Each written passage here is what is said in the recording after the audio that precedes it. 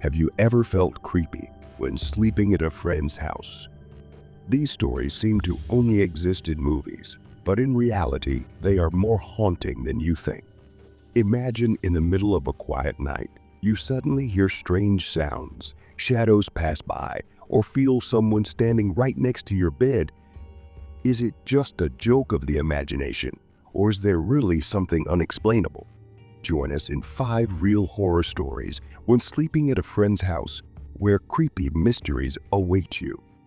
Are you brave enough to watch until the end? If you dare, comment number 1. If not, comment number 0. Story 1. Terrorist teasing call.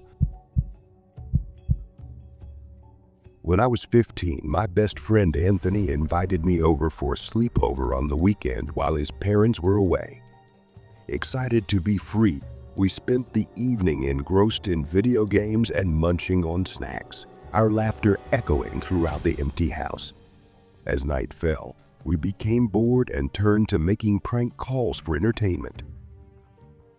On the 4th try, I dialed a random number and a man with a deep, husky voice answered. His suddenness startled me, and Anthony's suppressed laughter in the background didn't help my composure. I staggered into my joke, asking if I could borrow a wheel from his car. The man interrupted, asking, "What's your name, kid?" I lied. "Bob." "Are you sure it's not Anthony?" His answer sent chills down my spine. Anthony's face turned pale, and I hung up immediately. How did he know Anthony's name? We tried to brush it off, continuing to watch the movie. Suddenly, we heard the front door handle turn, then the back door creaked open. Realizing I had left the back door unlocked, my heart pounded. Looking through the curtain, I saw a tall figure.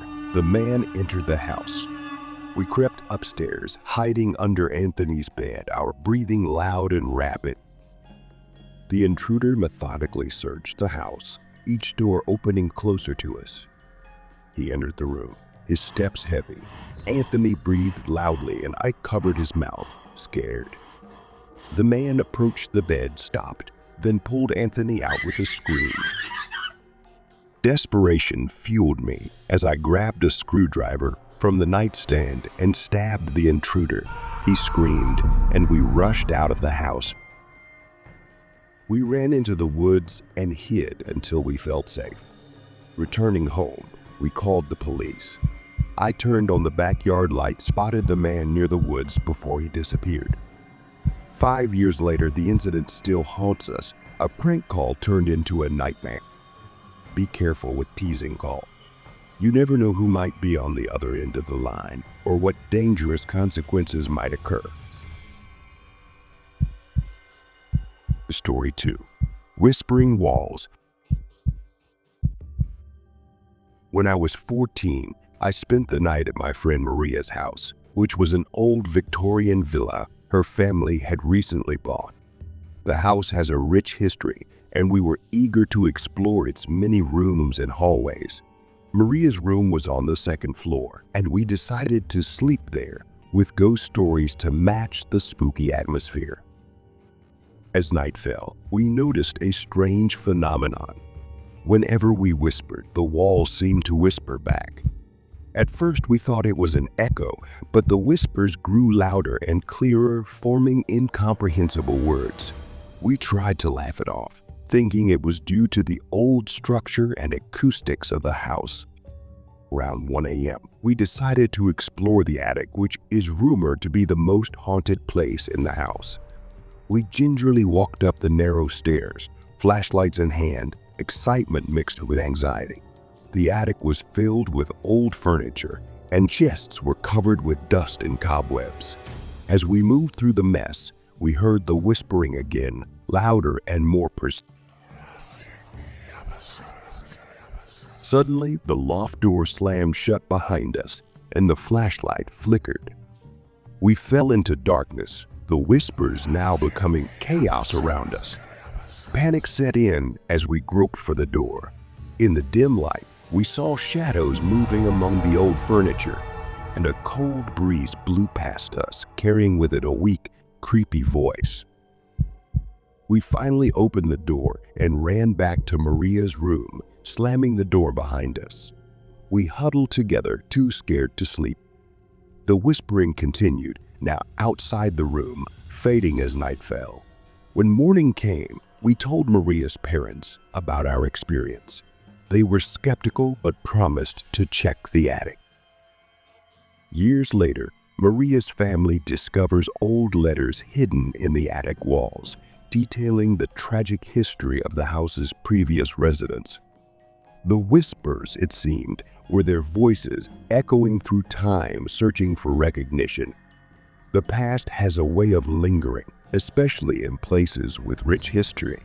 Listen to the whispers of old houses. They may have stories to tell that transcend time. Story 3. An intruder enters the living room. After a heated argument with my wife, I sought shelter at my friend Paul's house. We had a few beers and talked for a long time before I went to his room to rest. Strange noises from the next room woke me up at night. Annoyed, I checked with Paul, who assured me that the room was locked and contained his personal belongings. Trying to go back to sleep, I was startled by a knock on the door and a weak voice. Alarmed, I ran to Paul, who this time took my concerns seriously. He took the key and unlocked the room next to mine. We were hit by a cold wind when the window was open. Inside, the bed shows signs of recent use, and the closet is a mess. Paul's valuable belongings were lost. Realizing the seriousness of the situation, we quickly ran to the third living room. As Paul unlocked the door, we saw a figure jump out the window onto the porch. Paul almost jumped after him, but we decided to chase him through the backyard. The intruder has disappeared. The scene inside the room was horrifying. The white sheets were stained with blood, and a meat cleaver, missing from Paul's kitchen, lay on the closet floor with blood spots. It was clear that homeless people, possibly dangerous and drug addicts, lived there. Paul recalled mentioning his rapidly dwindling food supplies despite his slim figure during our drinking session, which now made sense. The intruders were never caught. The thought of them lurking so close, stealing and possibly plotting something darker made us extremely worried. The memory of that night remains a chilling reminder of the dangers lurking in our own homes. Always trust your instincts when you hear strange noises. Take every precaution to ensure your home is safe and never ignore usual events. Story 4. Picture in the basement. My first sleepover at my friend Jordan's house was supposed to be a night of fun and adventure. We were both 10 years old, eagerly playing video games in his large basement until the wee hours of the morning. After a night of laughing and playing games, we lounged on the couch, skipping brushing our teeth like rebels. I quickly fell asleep, but I didn't know how long later I woke up. The TV was still on, emitting a faint light. In the far corner near the stairs, I saw a tall, dark figure. It was almost as high as the ceiling, an indistinguishable mass that scared me. The TV then turned off completely, leaving the basement in darkness. I closed my eyes tightly, paralyzed with fear, and somehow fell asleep again. I woke up to Jordan's mother screaming from upstairs. We rushed to his parents' room and found her crying as his father frantically searched the house. She claimed to have seen a tall, dark figure standing next to their bedroom door. Although he searched carefully, no one was found, and there were no signs of break-in or escape. Years later, the memory of that night haunts me. Jordan and I remain friends, but his mother refuses to discuss the incident. One time, she admitted to seeing the same figure I saw in the basement. The experience remains unexplained and strange, a haunting part of our childhood that none of us can forget. The figure, dark and silent, seemed to be watching both of us, first in the basement and then upstairs. The fear it instilled in us was profound, leaving a lasting impression that lingers in the darkness of memory. Sometimes, the scariest things are the unexplainable things. Always be vigilant and trust your senses, even when the truth is hard to believe. Story 5. Haunted House. When I was 16, my friends and I planned a weekend sleepover at Jake's family's cabin, deep in the woods. The cabin is rustic and isolated, with no neighbors for miles and no cell service. Sounds like the perfect place for a night of ghost stories and adventure. We arrived in the late afternoon and spent the evening roasting marshmallows and telling scary stories around the campfire. As the night grew darker, we moved inside the cabin where the old wood creaked and groaned with every gust of wind. We set up our sleeping bags in the living room, next to the fireplace. Around midnight, we heard a faint knock on the cabin door. At first, we thought it might be animal noises, but the tapping was rhythmic and purposeful. Jake, trying to be brave, opened the door and saw darkness outside. We laughed nervously and went back inside, trying to shake off our jitters. As we settled down, the knocking continued, this time louder and more persistent.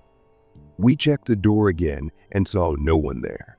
We were nervous and decided to stay together, huddled in our sleeping bags. The occasional knocking on the door continued, accompanied by strange noises from the woods, a mixture of whispers and distant laughter. Around 3 a.m., the cabin door suddenly opened and a cold wind blew through the room, extinguishing the fire. We hurriedly relit it, our hearts pounding. In the faint light of the rekindled fire, we saw figures moving just outside the cabin. They appeared and disappeared, their shapes blending into the darkness. Desperate for answers, we explore the cabin and find an old diary hidden in a drawer. The diary belonged to the cabin's original owner, who wrote about a group of settlers who went missing in the woods under mysterious circumstances. It is said that their spirits haunt the area, seeking revenge on anyone who trespasses. The knocking and noises continued throughout the night, but by dawn they had stopped. Exhausted and scared, we packed our things and left as quickly as possible. None of us talked about what happened that night, but the memory remained, a cold reminder of the haunted house and the uneasy spirits that dwelt in the woods. The unknown can be scary, especially in places with dark histories. Always respect the land and its stories, for you never know what spirits still linger.